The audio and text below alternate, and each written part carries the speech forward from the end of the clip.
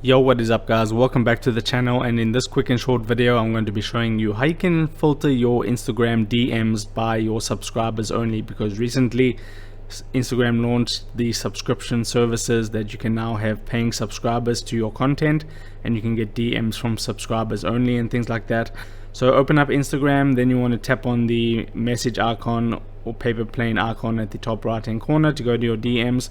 And then all you need to do to get all the messages filtered by your subscribers only is you just need to click on this little button right there at the top right, and then you can see you have all those different options, but right there the bottom option is subscribers. So tap on subscribers and it says no messages from subscribers because I don't have any, but this is where you'd find the whole entire list of all your subscribers DMs. So if you're looking for a certain message from a certain subscriber, you can filter it and find that message much easier. So that's pretty cool.